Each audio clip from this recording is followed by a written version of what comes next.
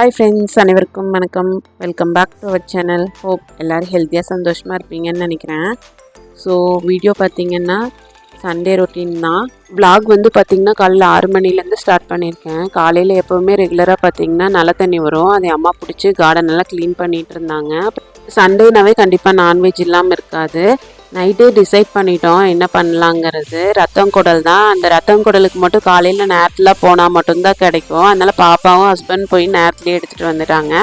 குடல் பார்த்திங்கன்னா 1/2 kg. குடல்லையே பெருங்குடல் சிறுகுடல்னு இருக்குது. குழந்தைங்களுக்கு சிறுகுடல் கொடுத்தா கொஞ்சம் ஜீரணமாகும், பெருங்குடல் கொடுத்தா ஜீரணமாகாது. குடல் க்ளீன் பண்ணுறது பார்த்திங்கன்னா ஒரு 10 வாட்டி நல்லா அலசி எடுத்துக்கோங்க. அப்புறம் கடைசியில் மஞ்சள் உப்பு போட்டு நல்லா அலசி எடுத்துக்கோங்க.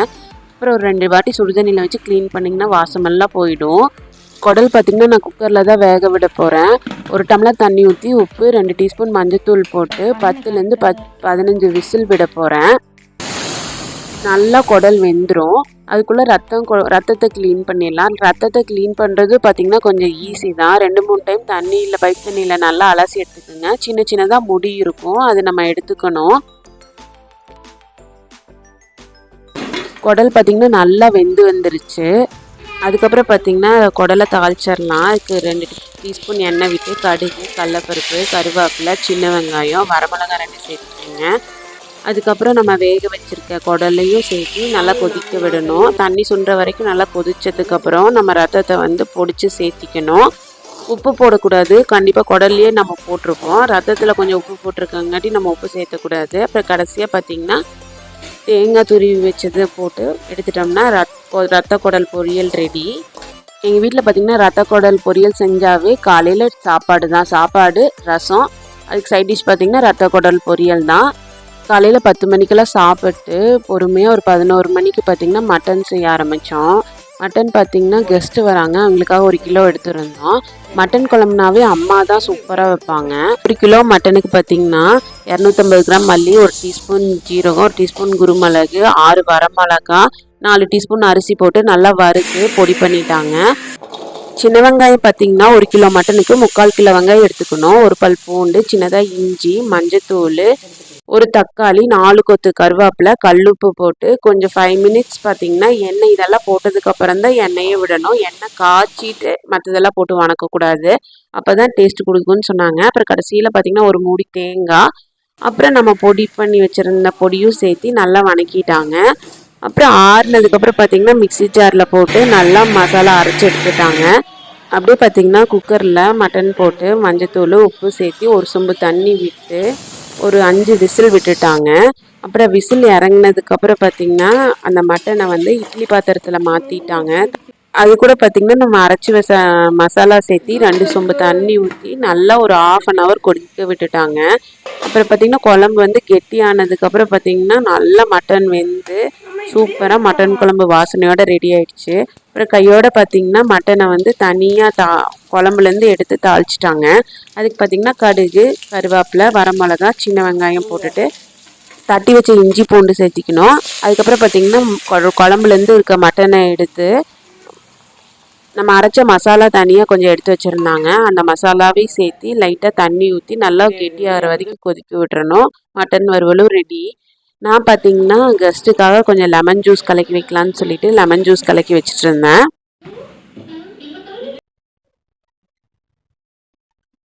இது பார்த்திங்கன்னா நான் வெளியே போயிருந்தப்போ மண்ணடுப்பு, மண் சட்டியெல்லாம் வாங்கியிருந்தேன். அந்த மண் சட்டி வாங்குறப்ப சொல்லியிருந்தாங்க, ஃபஸ்ட்டு நீங்கள் விறகடுப்பில் வச்சு சமைச்சு பழக்கிட்டு அதுக்கப்புறம் கேஸ் ஸ்டவ்வில் வச்சு பழக்கினீங்கன்னா சீக்கிரம் மண் சட்டியெல்லாம் வெடிப்பு வராதுன்னு சொன்னாங்க. அதனால அம்மா ரேஷன் அரிசி வச்சு சாப்பாடு செஞ்சுட்டு இருந்தாங்க. இந்த சாப்பாடு யூஸ் பண்ண முடியாது, வேஸ்ட்டில் தான் போடணும், ஏன்னா ஃபஸ்ட் டைம் செய்கிற சாப்பாடு.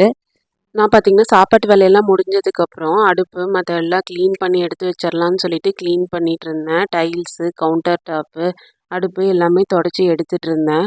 நம்ம கையோடு தொடச்சி எடுத்துட்டோம்னா நம்ம நெக்ஸ்ட் டே பார்த்திங்கன்னா கொஞ்சம் வேலை ஈஸியாக இருக்கிற மாதிரி இருக்கும். அதனால் நான் கையோடு தொடச்சி எடுத்துருவேன். சண்டே பார்த்திங்கன்னா நான்வெஜ் செய்கிறங்காட்டி மத்தியானம் செய்கிறதே நைட்டுக்கும் இருக்கும். அதனால் நைட்டு கிச்சன் கிட்ட ஒர்க் இருக்காது. அதனால் நான் கிச்சன் அப்போயே தொடச்சி எடுத்துருவேன். வீக்லி ஒன்ஸு டீப்பாயி, டிவி ஸ்டாண்டெல்லாம் தொடச்சி எடுத்துட்டோம்னா கொஞ்சம் நீட்டாக இருக்கும். வீடு பார்த்திங்கன்னா நல்லா மாப் போட்டு தொடச்சி விட்டுட்டேன்.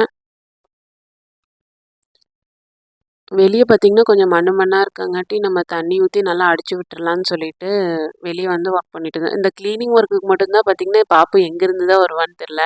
நான் பண்ணுறேம்மான்னு வேலையை பண்ணிகிட்டே கிடப்பா.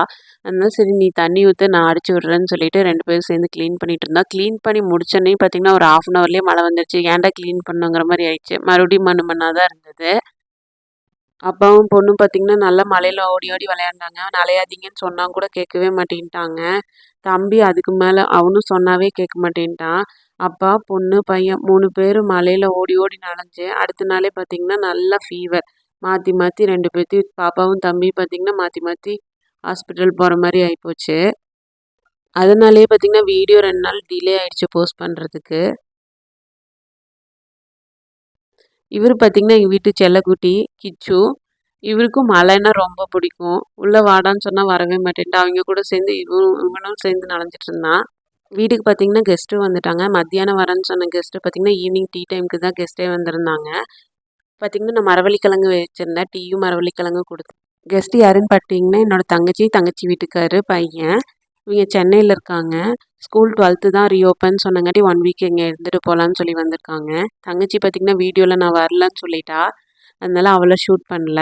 இவங்கள மட்டும்தான் எடுத்திருந்தேன்.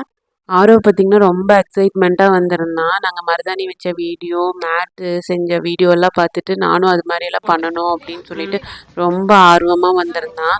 ஆனால் பார்த்திங்கன்னா மாற்றி மாற்றி ஃபீவர் வந்ததுலேயே பார்த்திங்கன்னா ரொம்ப டிசப்பாயின்மெண்ட் ஆகிட்டான். மேட்டு பார்த்திங்கன்னா பண்ணவே முடியல. மருதாணியும் பார்த்திங்கன்னா போகிறதுக்கு லாஸ்ட் டே மட்டும்தான் வச்ச மாதிரி இருந்தது.